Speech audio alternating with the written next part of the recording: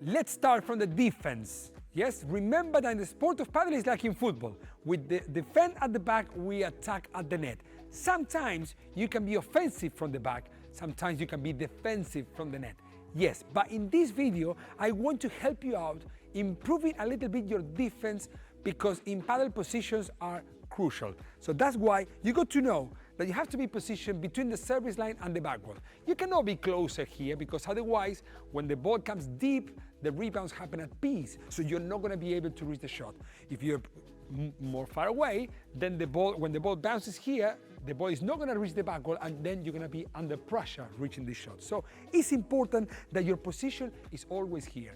Unless sometimes you play a lob and you can come a little bit closer to reach the net position if the shot is not correct from your opponents. But let's say that your position is at the back. Yeah, we start from the basics. So you start from this position, which is the most important one from the defensive point of view. And from here, what I want you to practice home is to play one shot back in position. Go here, play one shot back in position.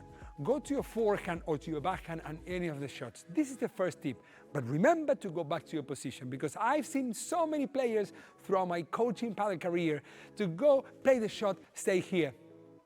Go play another shot, stay there. And then when you're not at the proper paddle position, when you're defending, then you're going to struggle with the next coming shot and you don't want that. So that's the first tip. And the second tip to become a different level is to prepare as quick as you can. That's why I put these two cones there, yes, so to show you that you can do it home.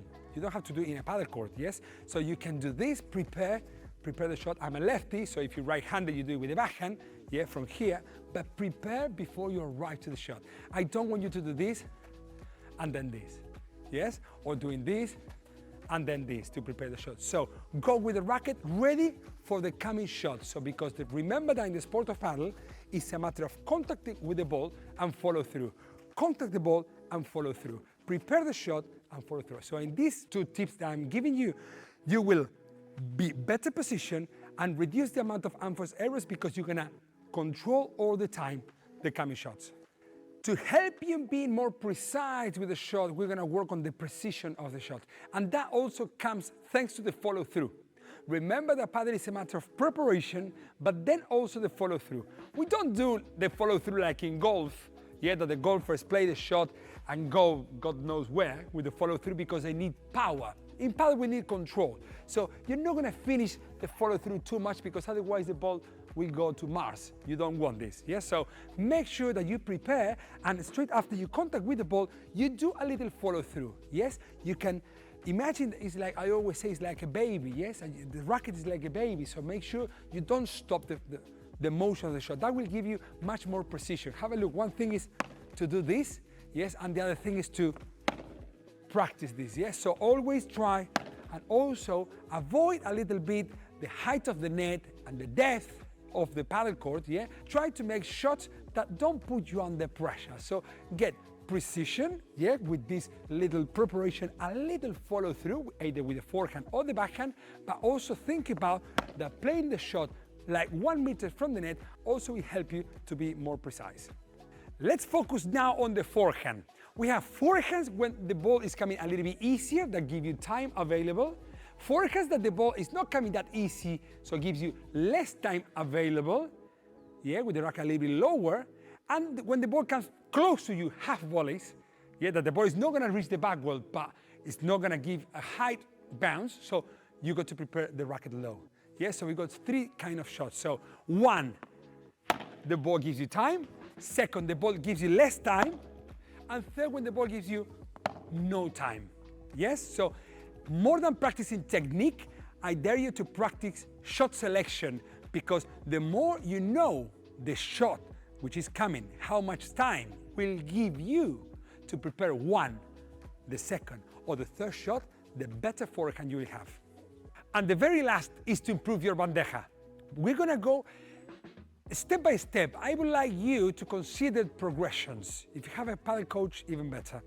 Progressions in the sport of paddle or any racket sport is very important. Yeah, are very important, all the progressions, because you cannot go straight to play a vibra, straight to play a shot off the back wall. So there is a little progression for each of the shots, and there are some shots which are more important or more relatives two other shots. So for example, to start with the forehands of the back, well, you first start with the forehands, or with the serve and a split step and a forehand volley. And so you don't play forehand volley, backhand volley, vibra, smash. Let's go step by step. So let's do it the same thing, but now with a bandeja. I would like you to consider starting something that you can do home, as I'm telling you, yes? Practicing this. Put the ball, a paddle ball on your racket. It looks simple when I do it, but have a look. Put the ball up and push. From here, put the ball up and push. This will help you for two things. First of all, for the short preparation, because if you go too much, the ball is out, yes? And second, to play a flatter shot, yes? A flat shot. Have a look. I push when the racket is flat from high to low in order to generate that little backspin we want for the bandeja. But if it's no backspin, no problem. At least you prepare flat so you can hit the ball with a very, very sweet spot of your beautiful paddle racket. That is the first thing to consider.